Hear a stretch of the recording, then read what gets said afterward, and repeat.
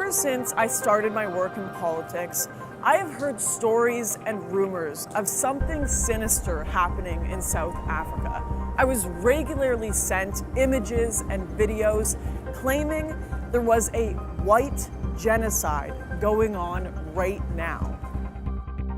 As a journalist, I have learned to never take anything at face value, to second guess and question it all.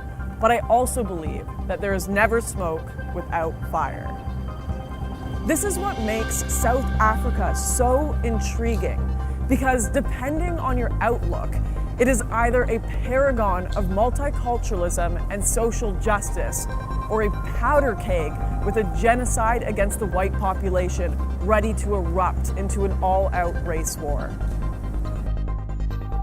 After doing some digging, I found an overwhelming mess of conflicting information about South Africa. Political turmoil, disappearing government funds, widespread corruption, and the sense that those responsible are never quite brought to justice.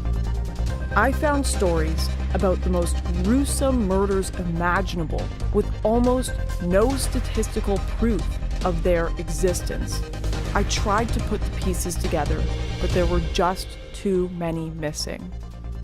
With the left wing and establishment media calling the farm murders a non-issue and praising the Rainbow Nation, and the far right predicting a civil war, I thought surely the truth must lie somewhere in the middle.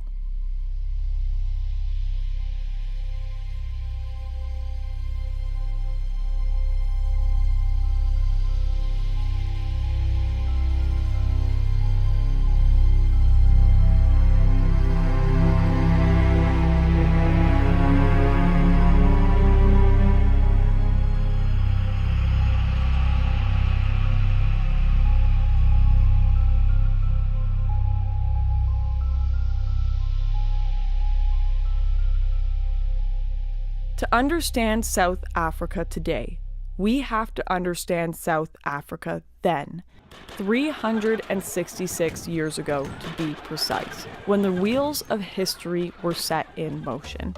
It all begins in 1652, when the Dutch East India Company, or the VOC, became the first European group to establish a permanent settlement on South Africa's western coast. At this time, the rest of the country was inhabited only by the Khoisan people, an ancient nomadic group who foraged the land long before the black tribes migrated south into the modern-day KwaZulu-Natal. The VOC made its first purchase of land from the Khoisan people in 1671, establishing the Cape Colony in the areas surrounding what would become Cape Town. But it did not treat all under its rule well, and many children of the settlers were born into indentured servitude. Seeking a life beyond the VOC, a group known as the Trekboer set out beyond the borders of the Cape Colony in search of a free, semi-nomadic farming life in the country's interior. They were joined by the first of the Voortrekkers in 1836, a larger group that would eventually form the basis of South Africa's modern Afrikaner population. As their great trek reached its peak, war erupted among the Bantu tribes in the north as they migrated across the modern South African border.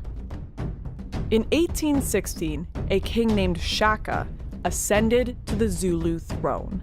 Within a year, he had conquered almost all of the neighboring tribes who were vying for control of the region. This period is known as the Mfukane, the Zulu word for crushing, scattering, or forced migration. In 1823, a rebellion under Mzilikazi split off from the Zulus and headed north into the Transvaal region, where it is estimated between 1 and 2 million Bantu people were massacred, leaving the area almost completely depopulated. It was during this time that several tribes, the Mfangu and the Ngwane among them, were forced to flee south, putting them on a direct course for the trekking Boer. This was unfortunate for the Boer, who had been making deals with smaller tribes in the area, trading favors, livestock, and weaponry for land. These deals between the Boer and the Bantu occurred frequently throughout South Africa's history. It wasn't long, though, until fair and mostly peaceful exchanges of land between whites and blacks gave way to violent, militaristic ones. In 1828, a new Zulu king, Dingane, took the throne. Piet Retief, a notable Voortrek leader, was determined to make civil deals with the tribes. He was granted land for his caravan of Voortrekkers in exchange for the return of 700 cows that had been stolen by a neighboring tribe. After returning these cows to the Zulu, Retief and his trekkers made settlements on the agreed-upon land, and in a show of good faith, the king invited Retief and a band of his men to witness a special performance put on by his soldiers. There was no show. Instead, the soldiers restrained Retief and marched him and 100 of his men to a bridge where they were beaten to death, leaving Retief for last, so he would be forced to watch the murder of his men and his son before he himself was killed. Dingane went on to massacre Retief's entire encampment, including hundreds of women, children, and many Khoisan people who had traveled alongside the Voortrekkers. The incident became known as the Wenen Massacre. While the Boer advance across the country was mostly peaceful, the Bantu tribes fought ceaselessly, killing white, black, and Khoisan people wherever they found them. In 1910, following the surrender of the Boer to the British, the Union of South Africa was formed. It comprised all of the now established colonies and united them as one legislative union. For a time, separation of blacks and whites was only a social convention, not the rigidly enforced legal structure it came to be. But after the election of the National Party in 1948, what we now know today as apartheid, a word that quite literally means separateness, was formally introduced across South Africa.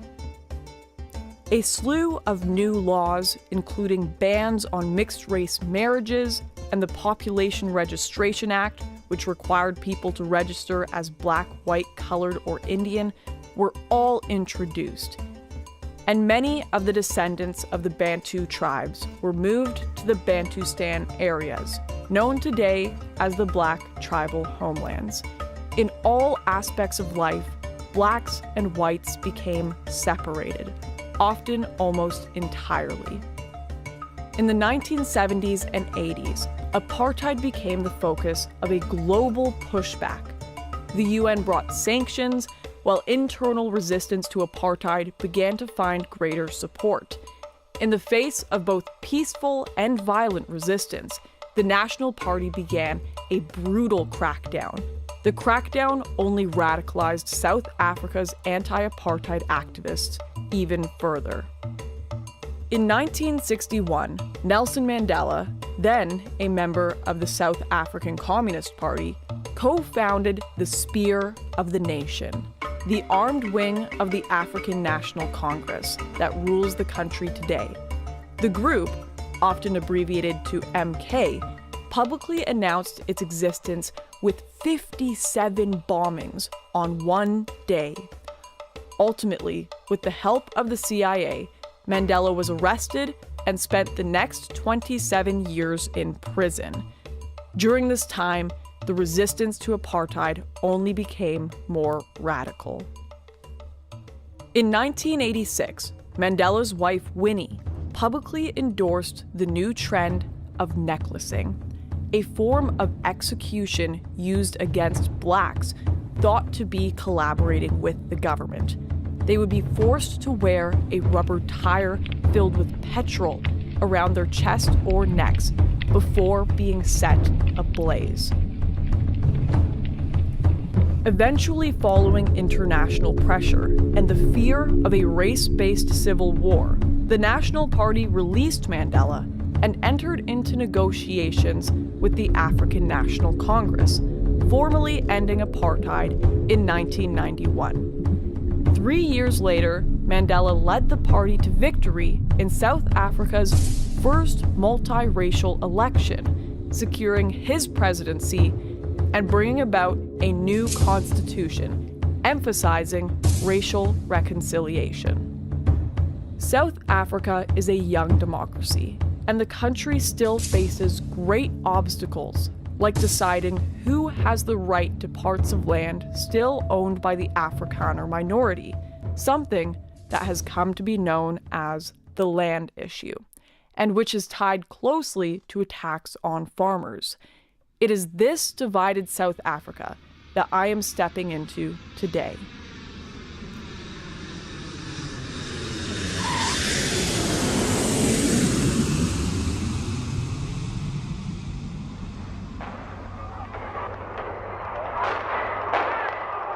There were running battles in the city's Unit 9 last night between police and protesters. All roads leading in and out of the city have been closed due to violent protests.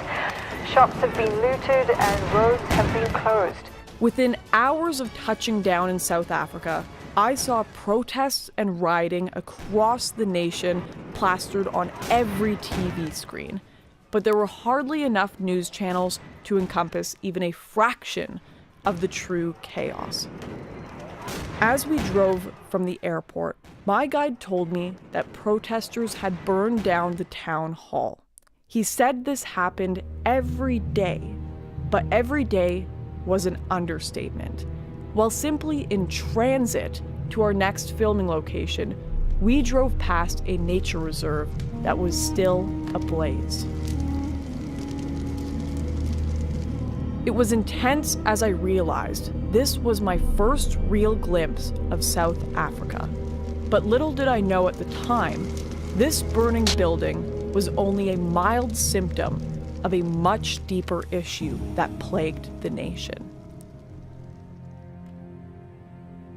It's an ongoing thing, you know, people get discontented and they destroy. There's a sort of a schadenfreude in the thing, not because I say so, but because a casual examination of the thing reveals that it's true.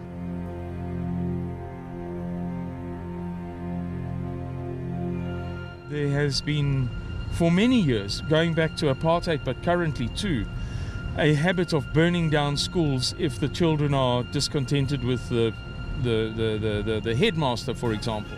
In South Africa now, where we're following the burning of 13 schools in the country's Limpopo province. The protest broke out over a district boundaries dispute. Protesters say moves to include their neighborhoods into a new municipality would delay efforts to get them better housing and water. Government officials appealed for an end to the violence, saying it's affected the education of hundreds of children. The number of municipal buildings that has been burnt down in South Africa over the past, let's say, 30 years runs to, I would say, comfortably 1,000. Very, very comfortably. My instinct is to say 3,000 or 4,000. If I total up all of the stories that I've read, you know, in passing in newspapers over the past 30 years. While I had come here to investigate the farm murders, I quickly learned the problems here were far more prolific. On average, the country sees 32 protests over schooling, education, land, and infrastructure every single day. And the cost of damage to South Africa's university buildings alone has already soared well above $45 million US. There was clearly more at play here than I first thought, so I pressed on, determined to find the truth. When investigating the farm murders, I was met with a remarkable scarcity of information. The government statistics did not report any rise or increase, and the BBC and other mainstream outlets echoed this position. I wanted to know why the murders of South Africa's rural white minority were so different from the rest of the crime in this country. And when I dug deeper, I discovered the Blood Sisters, an organization that works with government contracts to clean up crime scenes across South Africa. And I figured surely, if anyone, they would know what the reality of these numbers really looked like. My name is Eileen de Jager. I'm one of the Blood Sisters, known in South Africa. We are a nationwide leader in crime scene cleanup. Have you seen an increase in these kind of attacks in recent years? Absolutely.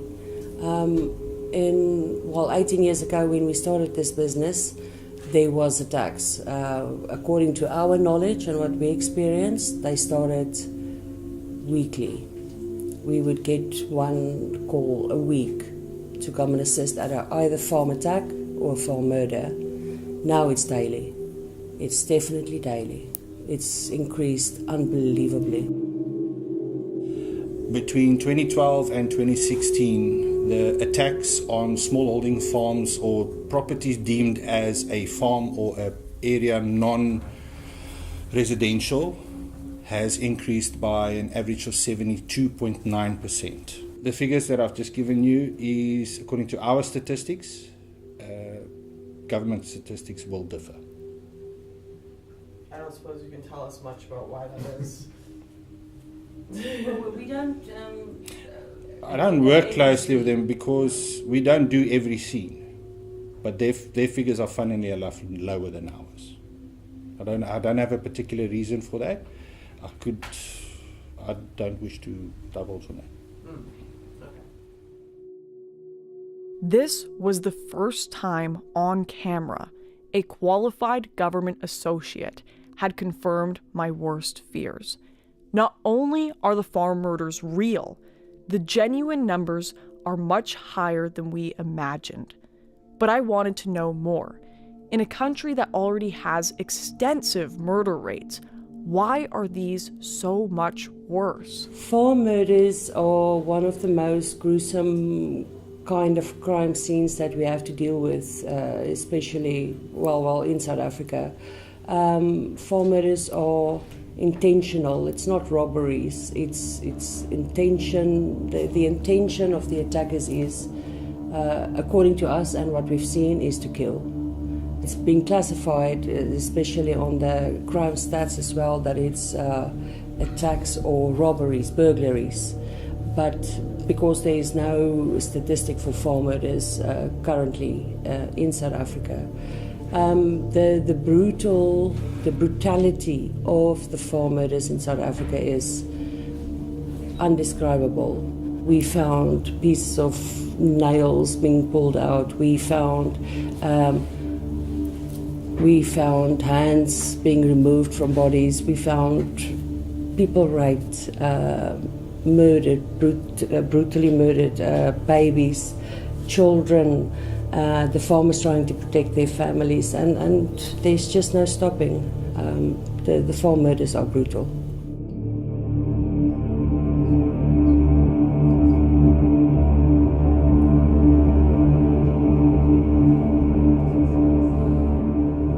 Another one that stays with me is in Johannesburg, just outside Johannesburg. We had a farm murder where 5 people came in. It was arranged by their domestic worker, and they drowned the 12-year-old boy in boiling hot water. So we had to remove the skin from the bath as it was peeling off him in the hot water. That was a terrible scene. If you look at the worst movies ever made, it's not really a patch against what is really going on there. It's unbelievable. Having heard from the far right corners of the internet that these murders were racially based, I was intent on finding out what motives the Blood Sisters attributed to these kinds of attacks. 90% of the increase we found is due to unemployment, racial discrimination, and there's just there's no hope. If you don't start your own business in South Africa, where are you going to work? There's no work. Racial discrimination against who, if you don't mind me asking? Yeah, I have to be careful. Careful. Yeah, Because I have to be a little bit careful. We work very closely with government. Yeah. I spoke to Simon about it outside. Racial discrimination against people. People. I know what you have to say here, and No, it's okay. we have to be so careful. Yeah, I have to think. We love everybody to hear what we have to say. We want to say so much more, but we have to exercise so much restraint. Anonymously, having to stay behind and work. I will here. tell you a lot of stuff. I knew I had to investigate further. I had to meet the families caught up in these attacks. So I traveled to the heartland of South Africa, where these murders take place every single day. The history goes back, we are now third generation on this farm, third generation. My grandfather arrived here in the 1800s. He died of a heart attack, and then my dad inherited this portion and his brother inherited the top farm, which my dad eventually over the years bought back. So it's been in the family for more than 100 years.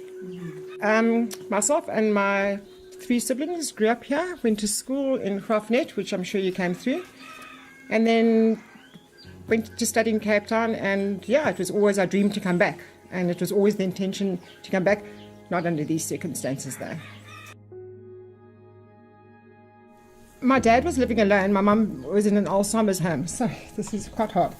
And there was this guy, Sali, and he lay in wait for my dad, and at 9 o'clock that night he knocked on the back door. My dad opened the door, and he shot my dad in the stomach.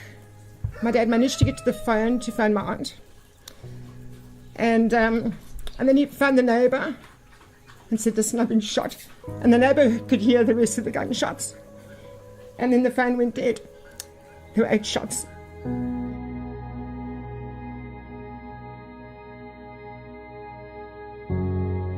There was one shot that ricocheted against that wall. All the time my dad's being shot. Back, arms, legs. And my dad slumped over this chair. Slumped forward over this chair. And he was shot in the back of the head here.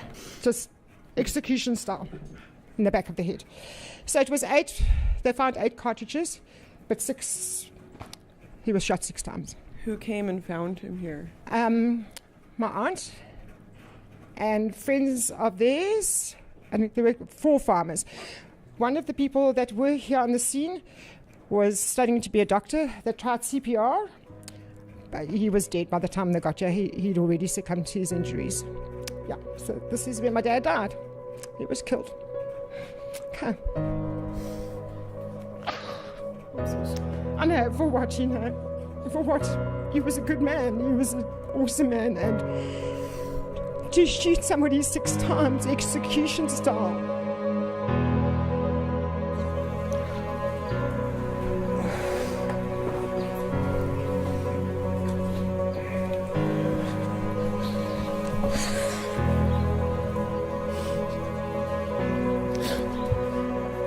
You think it gets easier, and it never does, unfortunately. My dad was, and you will back me up, and everybody will back me up. My dad was the most loving person. Cold-bloodedly just gutted for, and so all they took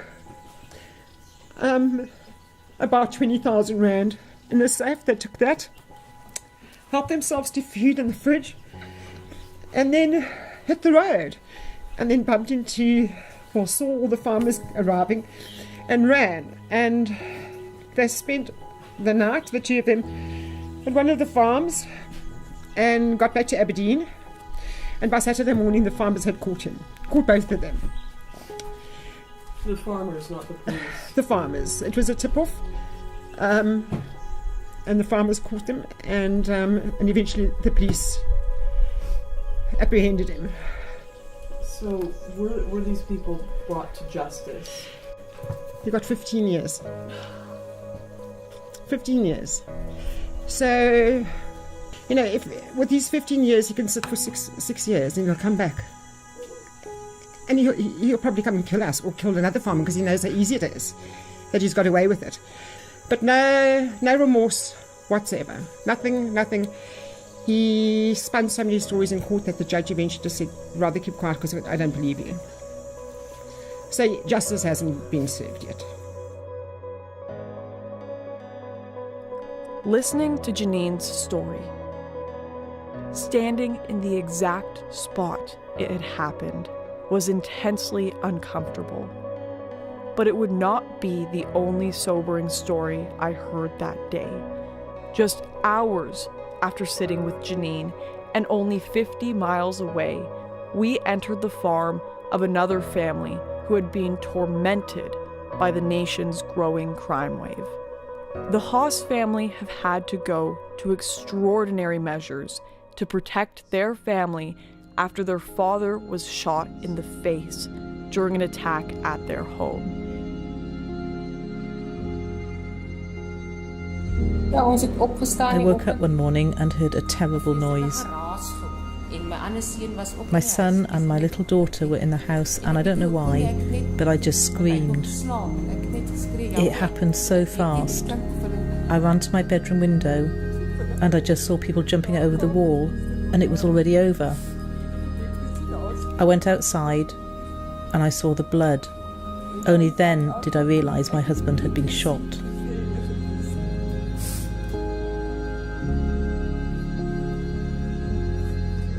The marks are still on the wall.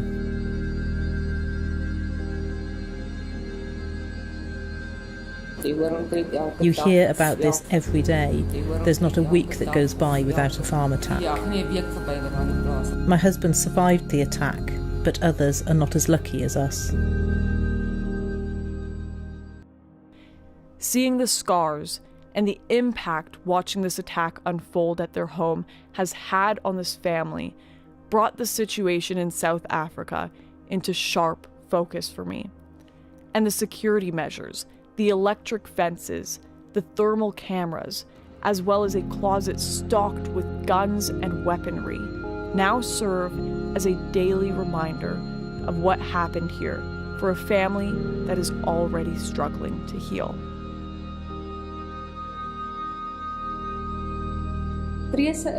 During the week, I'm alone here. My kids go to boarding school, and I almost never go out. I always lock everything. It's had a huge effect on my life. My fears are for another attack. My peace has been stolen. I just never feel safe in my own home.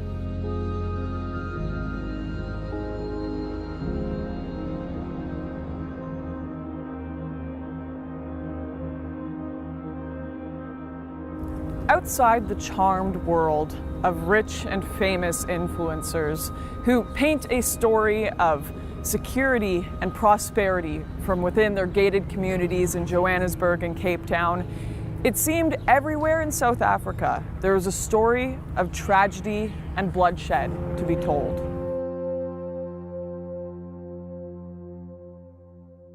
Yes, my mother-in-law was murdered here in 2008, January 2008.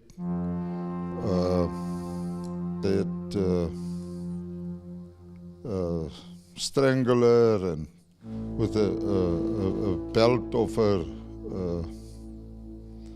a belt around her neck, and they take out her eyes with a fork, and they prick her with a fork. Her whole body was pricked with a fork, and it was very cruel, very, very cruel.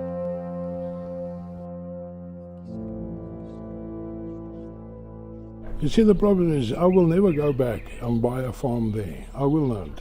It's too risky, too capital intensive, to make yourself safety, because you're not safety even you're on a tractor. Doesn't matter where, because they ambush you.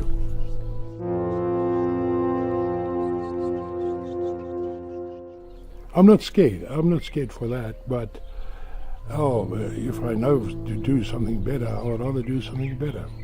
That's why I'm here. I'm retired now and I'm not farming anymore. Do you think the government turns a blind eye to the murders of white farmers? Yeah, I personally think so. We had a system in place way back, we call the commando system, and they were very, very much helpful to the farmers, but then they disbanded them all. And they've left everything over just for the police. But I think the farmers now are coordinating with each other, and they are doing the most of the job in order to catch some of these culprits. So the farmers are now kind of acting as their own police force. Yeah, I think so, yeah. In fact, some of these farmers had added me into WhatsApp groups, where over months I've seen the reports of attacks, the theft and killing of livestock, gunfights in the streets, and of course, farm murders. There's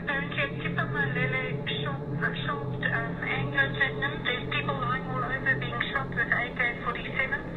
Please, can somebody please assist? They need help there. This guy's goes off. This guy's goes off. Mobile team is on the crossfire of the suspects. They're heading towards Utrecht, and the back past Evo Plaza on the road that's going back to Utrecht Vrijheid side. There's some of our members that are attack on that side. In these groups, I saw firsthand the lengths of coordination these farmers must go to in order to deal with their situation alone. The Specialised Crime Unit in Port Elizabeth took over the case, and I really believe if they weren't involved, we wouldn't have got as far as we have got. But now they've been told, this is specialised crime, they've been told not to do farm murders anymore. They're not allowed to do farm murders. Yes. My dad's case was the last case they were allowed to do. Why? The government. The government has said the serious crime can't look at farm murders anymore. These stories of government failure are heartbreaking, not least of all because these farmers are left feeling helpless and alone. I was due to move on to the last leg of my journey when I was introduced to a man named Louis, who lost everything in a drought that hit his region. Basically, we are in a drought, and the state has declared it a disaster. They allocated 375,000 to our district, but it did not reach us. Nobody knows where the money is, but it has obviously been stolen, and it's made everything much worse. Louis showed me around his farm, where the effects of the drought were a striking sight.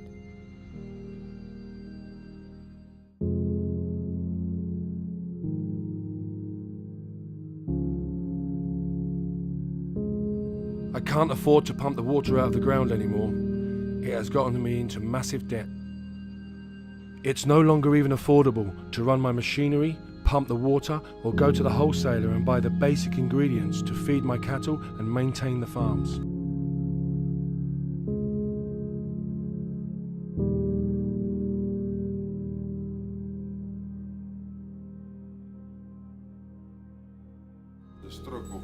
It is all totally pointless. My farm used to be a green oasis. It used to be a healthy, perfect farm. Now it has all turned to dust, to barren wasteland, with piles of bones from the sheep I once had, who died of thirst. Over the past few years, the South African government has used its Black economic empowerment policy to coerce utility companies into depleting the number of white workers to reflect the racial makeup of the country. In reality, this means that companies with government contracts must shoot for a goal of a workforce with no more than 8% white workers. Since these mass layoffs, filling engineering and other high-skilled positions has been difficult, only worsening the water crisis and causing serious ramifications for the country's white farming minority. I could no longer afford to maintain my old home, so it fell into disrepair, and we now live in a much smaller shack down the road. There is nothing left of that house. The floors have rotted, the walls are breaking. The place my children were born, the place my wife and I built from scratch and used to love, it is now just rubble. This is happening to everyone, everywhere here. You drive up and down these lands, and all you can see is dilapidated farms. There are extremely difficult times laying ahead for us. Everything points towards them trying to break us.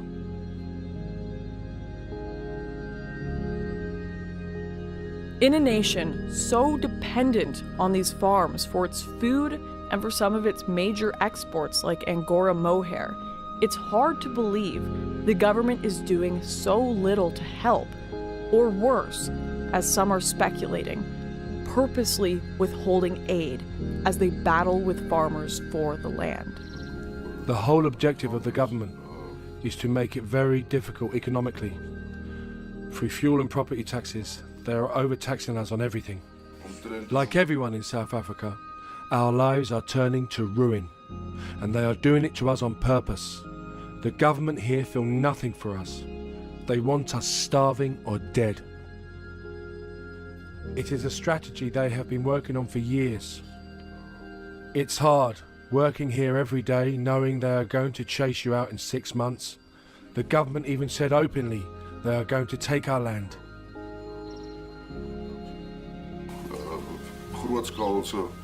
I will never recover from this. I just hope my children can have a better life one day. Spending time with Louis on his dying farm has been a truly heart-wrenching experience. Not only are these farmers forced to live with the constant fear of break-ins and some of the most gruesome crimes imaginable, but every day has been a struggle, even just for the survival of the very land to which they are so deeply rooted. To make matters worse, if the government follows through with their promises, Louis will shortly be losing all his land as well. Listening to Louis describe his situation was surreal. It was far too removed from the reasonable middle ground I expected to find between the left and the right's posturing of the issues facing South Africa. Only days after leaving South Africa, I saw Louis' fears vindicated in Parliament. The ANC announced they would absolutely be taking white land by force, expropriation without compensation. Even the ANC's most famous leader, Nelson Mandela, a known radical communist, at least believed in the concept of compensation. He didn't even propose a motion this extreme. This will be the first time in modern South Africa we see something like this play out. In fact, all of South Africa's political parties have steadily become more radical in their approach. The EFF, which holds 10% of the vote, are notorious for singing an anti-apartheid song at their rallies, calling for the deaths of white farmers.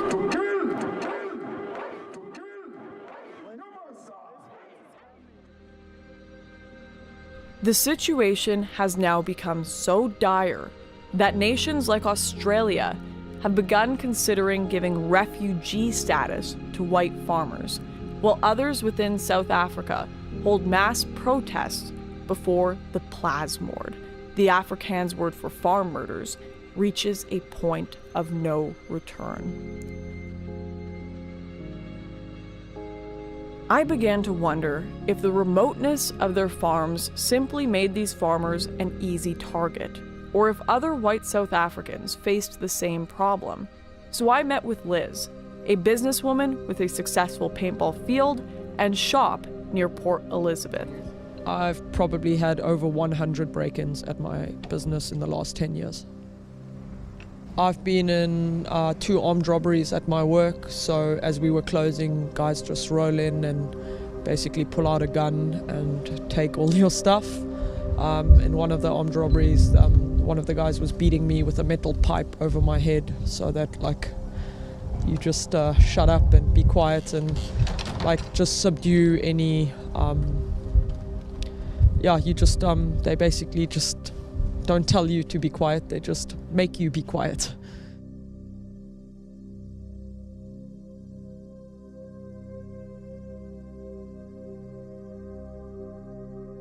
You mentioned to us earlier that many of your sales are more for self-defense paintball guns. Can you explain that?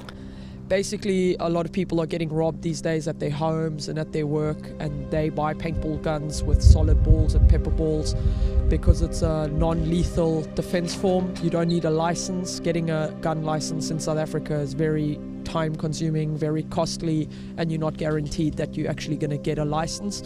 So a lot of people are buying paintball guns from us to basically shoot anyone who's on their property or trying to get on their property with a solid ball that's basically made of nylon or fiberglass, and it's like a deterrent. Things have gotten so bad that Liz has been forced to bring armed security for her daily cash out. Sometimes, when we're busy, then like my dad will come to the range and basically bring his gun, and then we just have that as a extra precautionary measure because like you never know what's going to happen. It's like the Wild West at times. Some people watch Wild West movies.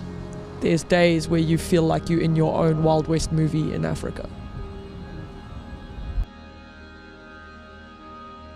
Just days after visiting Liz, she was the victim of another armed break-in. Like many other white South Africans, she has now decided to close down her business and attempt to leave the country.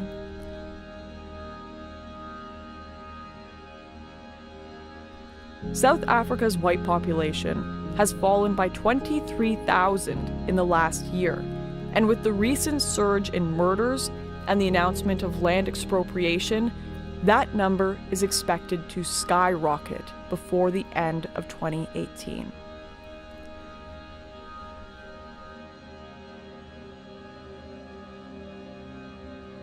To get to the bottom of why this was happening, I wanted to meet some of the nation's policymakers to hear their side of the story. So I managed to secure an interview with Thabo Mokoena, a powerful businessman and a member of the ruling party's provincial executive committee, and someone I have been advised is a major force within the African National Congress. So there's been like very slow progress in terms of addressing the land or redistributing the land. So we must speed up.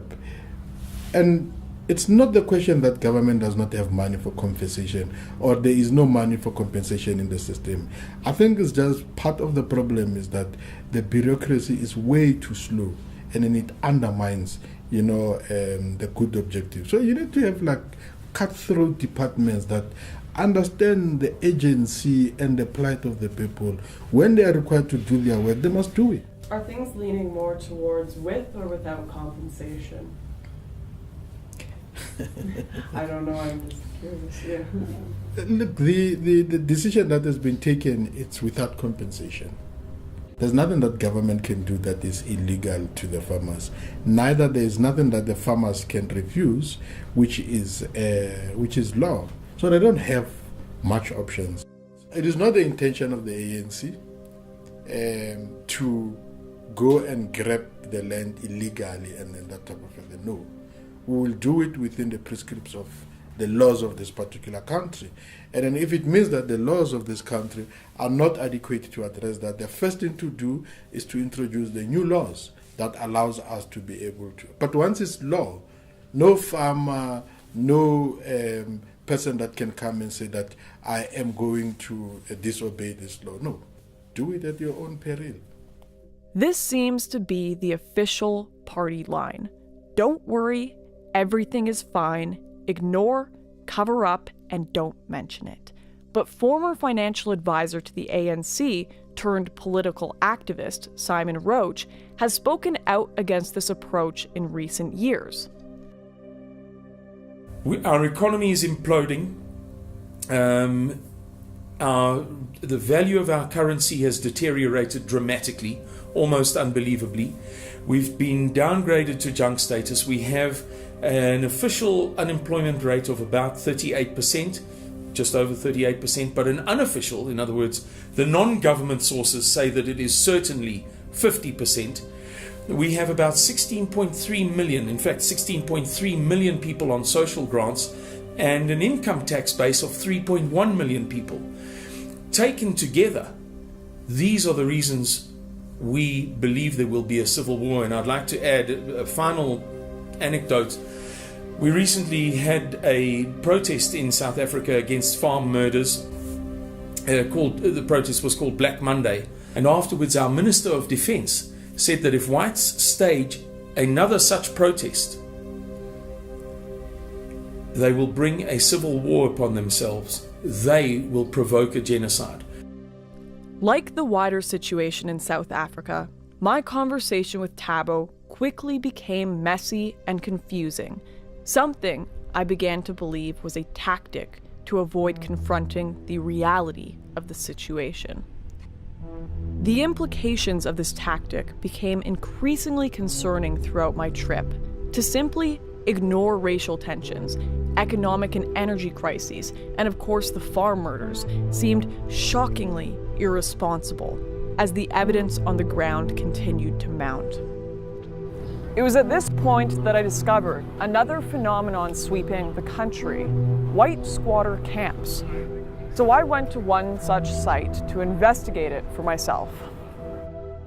This squatter camp, just outside the nation's capital, is one of many across South Africa and is home to some of the country's most disadvantaged people, many of whom have struggled to find work, basic medical care, or even shelter because of the country's black economic empowerment laws.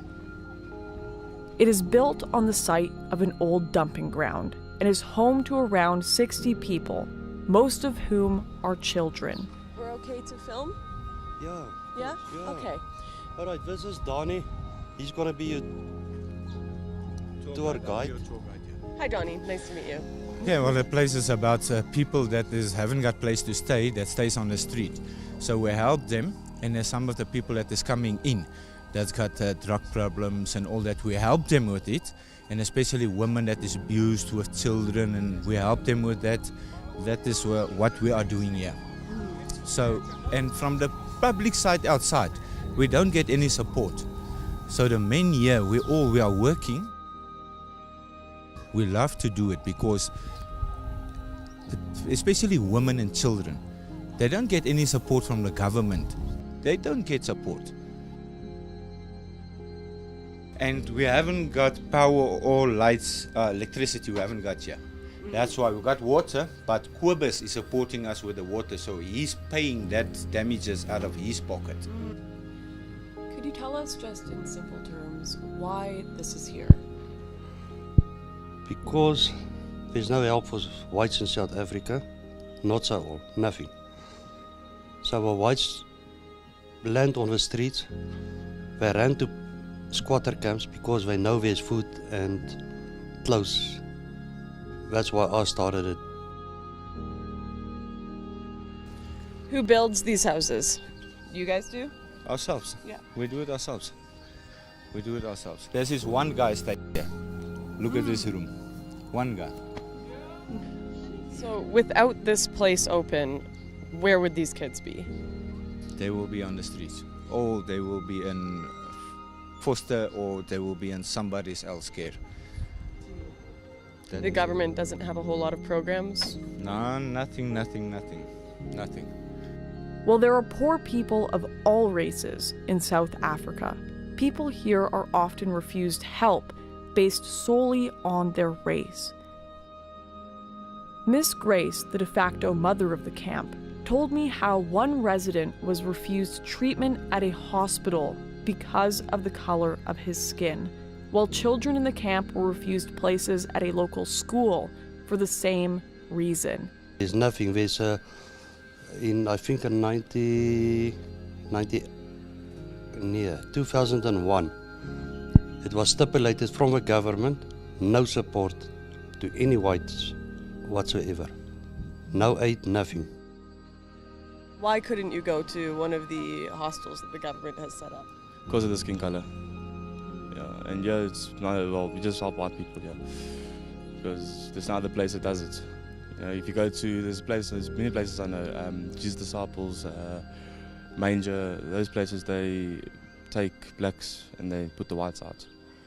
You see, so yeah, that's about it. So wait, there are places here that will only help blacks but won't help whites? Yeah, that's true. Can you tell us a little bit more about that? Like, people find that a very bizarre idea. Yeah, I don't know how to say it, it's just the racism going around. So I'm just here to get my life in order and try to give my daughter a better life. Were there any other places you could have gone other than here? No. Why not? Nobody else didn't want to help. I've tried a lot, and at the end of the day, Uncle Kubus was the only one that took me in. This is the only place who could help us with place to stay and things. They are the only ones who helped us with it. No one else wanted. If it wasn't for them, I would have been in the streets. I want to sleep with my wife and my kids on the street. That's it. Today I'm suffering because of people who is like racist with us. And they don't care about our young people because you can't get jobs and I'm with. Because this side of the earth it's bad for us. And I'm not lying, it's bad. No one can get jobs around here, we're suffering badly. Even the youngest kids. I've got a 5-year-old, a 2-year-old. I don't know how I'm going to give them a life around here. Well, where we lived, things were very dangerous. The one day, there was black people walking in the street and they shot through our windows. And I went and the police did nothing. You can't even walk in the streets around. At night, during the day, they always rape you or they beat you up. They're swearing at you in the language. They know you don't know the language, but they will come and swear at you, breaking you down around you. You don't feel like a person around you anymore. So they're making sure our people, we don't have a life anymore. They will make sure about it. This is just one of dozens of camps like it in South Africa, a growing testament to the resentment the country's white population now faces. In order to learn more about why anti-white racism is thriving in the country, I spoke to the deputy president of Black First, Land First, one of South Africa's more radical political parties. Last year, Andile Mqitama founded the Black First, Land First, which he says aims to put land and the economy back in the hands of black South Africans.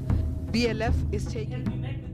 We have to fight in order to attain freedom as the black majority in this country. And the fight has to be located in taking back the land and expropriating back into the people, in seizing the means of production and expropriating everything, or rather redistributing everything equally. A society that would embody a value system that puts black people first will have to be attained through confrontation, unfortunately, because our people have waited for so long, right? We've waited for so long, peaceful, and nothing is happening in terms of changing our lived experience, right? In fact, the settlers know that very well. So we are already at war. Our people are at war in farms now. White people and persons like Breitenbach are land thieves, and they have no stake to this society, and the black majority understands that, and we will respond accordingly. I think black people have been patient enough for more than 400 years of colonialism, and we don't want you to feel pity for us. We are coming for you, and we are going to get everything that you own. It's ours.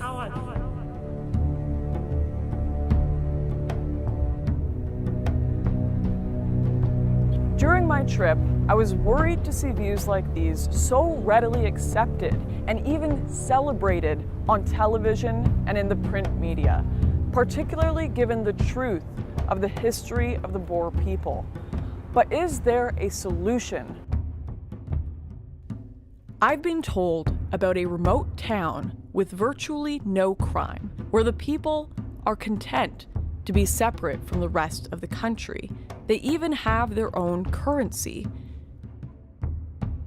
Now, what's interesting about this town, and probably one of the biggest reasons it is criticized, is that it is the one place in the world where, by law, only white people are allowed to live. Naturally, I was intrigued and wanted to find out more. So I took a trip to Orania, a town in Northern Cape Province, to find out more. While in Orania, I managed to secure an interview with the mayor. My guide explained to me that Mr. Boshoff had turned down interview requests from mainstream news outlets like CNN and BBC, so I took the rare opportunity to sit down and discuss his vision for the town on camera. The Orania movement is 30 years old this year. It was created in 1988 when it was quite clear that minority government in South Africa was unsustainable and that some agreement needed to be reached with the majority of the population. One line of thinking was that human rights and constitutional guarantees would suffice to look after Afrikaners' interest in South Africa. It was clear to us and our leaders at that time that it would not be sufficient, that in Africa especially a constitution is not always worth the paper that it's written on, and that we really needed something more structural, more concrete. One thing that really stands out here is the near total lack of crime. Everywhere I went, people left their cars unlocked with the windows down. I was struck by the sight of a moped with the keys left in the ignition all afternoon, in a country with some of the highest crime rates in the world. Let me say with a certain amount of pride that if it's not zero, it's quite close to zero. There are petty crimes of different kinds in any community. But in terms of the crime wave that is all over South Africa, we don't have anything of that kind. And there's different ways in which you could reach the point of a close to zero crime rate, and we have succeeded in doing that. This single white enclave has been the subject of international derision for its apparently racist mission to keep Afrikaner culture alive. But what I soon realized is that the concept behind this town was no different to that of the black tribal homelands, an area of land 10,000 times the size of Orania that South Africa's white minority are still forbidden to live on today. It's no more racist than any black community, of which there are literally thousands in South Africa. And I say that because we don't define ourselves in the first instance in terms of race, but in terms of culture and language and a whole tradition.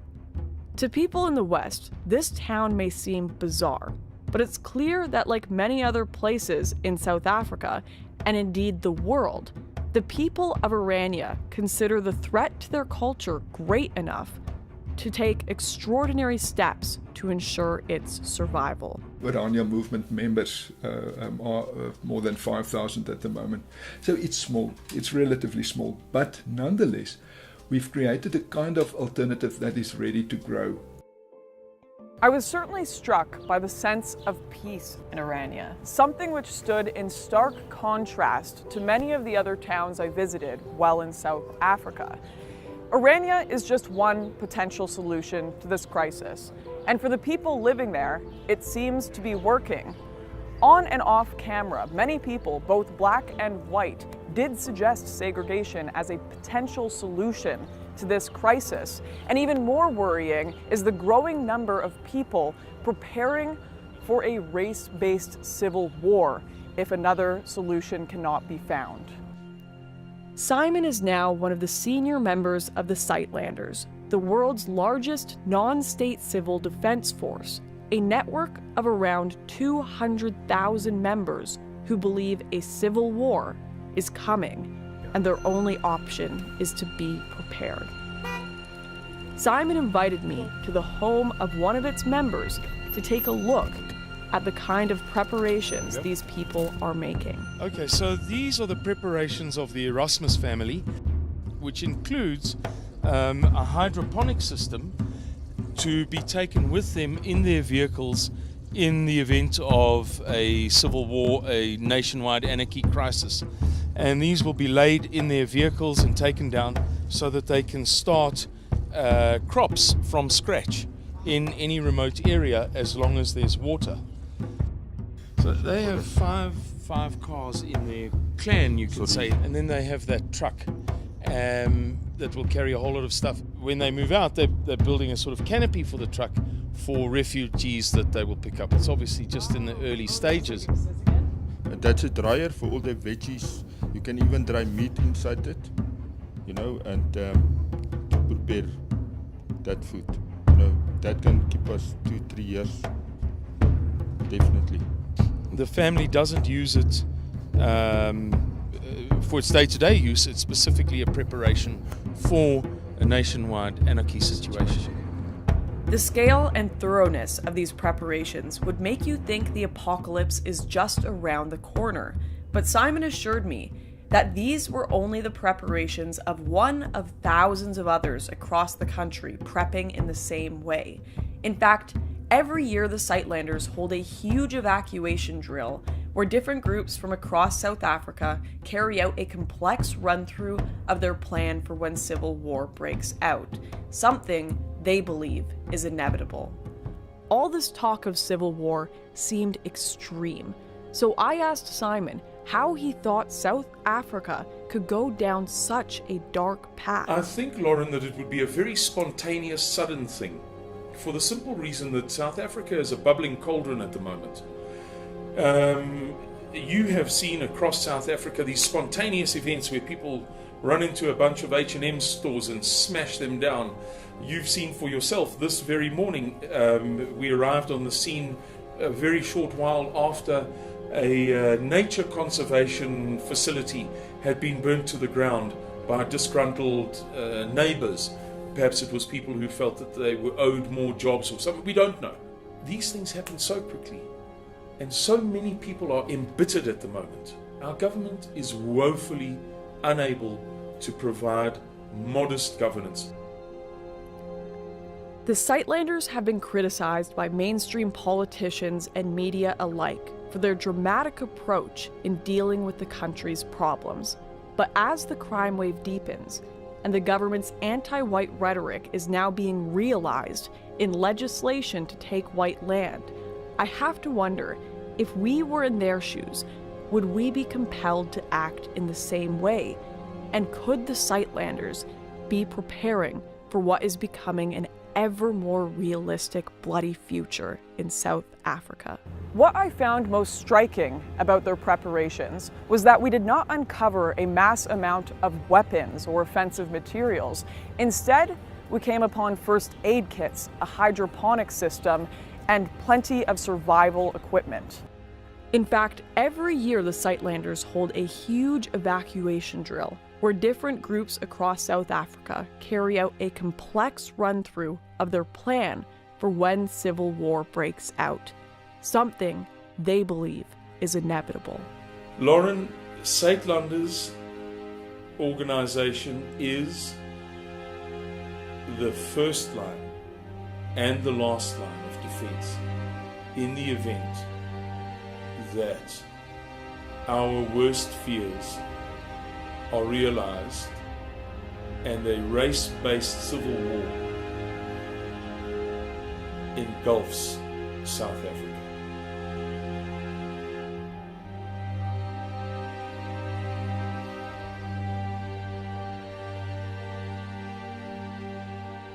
If the choice is between segregation and civil war, the future for all South Africans looks bleak. But there is perhaps a third option. Why don't white South Africans just leave? Well, this third option is far more complex than it may appear. There's no way for the average South African to leave South Africa. You must have, in most of these cases, $300,000. That's 6 million rand. A normal South African doesn't make 6 million rand. So there's just no way for the normal South African to leave.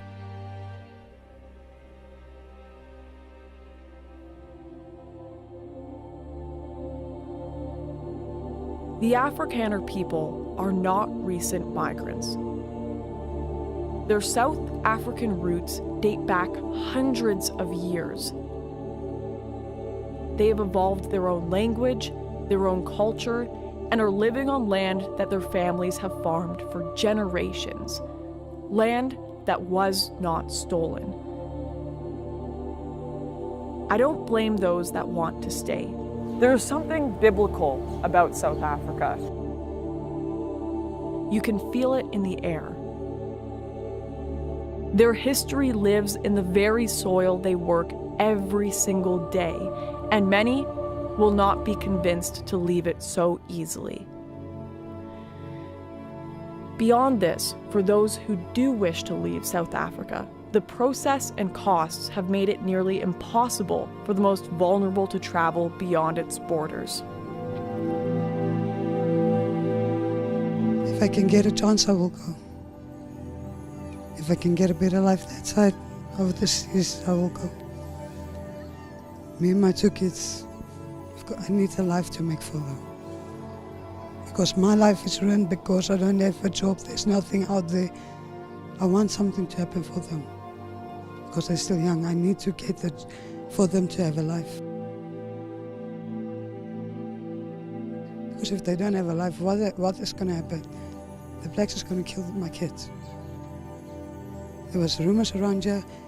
They said it's going to come in, I don't know when. I don't know which, like Zuma, I don't know if it's Zuma or what, Malema or what kind, said if he takes over, he's going to kill our whites.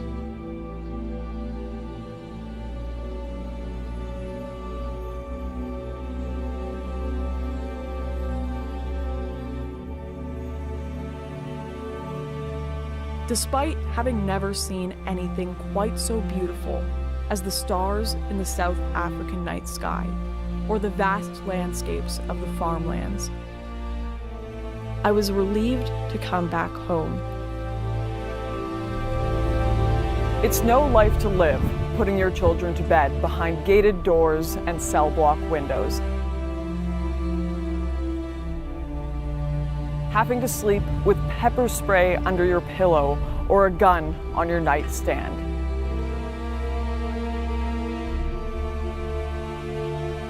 Leaving this place is a luxury these people do not have. My South African journey came to an end, while the people I met are stuck in a home that no longer welcomes them, where they must fight to justify their very existence to a hostile majority. Does this amount to genocide? Not yet, but according to organizations like Genocide Watch, and taking into account everything I have seen and heard on the ground, South Africa is stepping closer to that reality every single day. But could there be a light at the end of the tunnel? Coverage of the issue has thrown these farmers and the wider Boer population into the global spotlight, as mainstream media like Fox News, BBC, and even CNN have begun to report on this crisis. And with this story set to play out on the world stage, it will be for South Africans to face their future. But now, at least one thing is certain. With the world awakening to the plight of these people, they won't be facing it alone.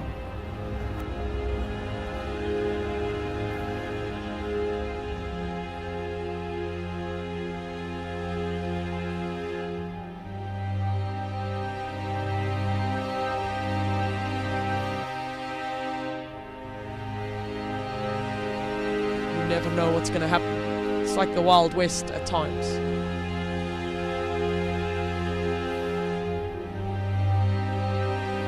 Some people watch Wild West movies.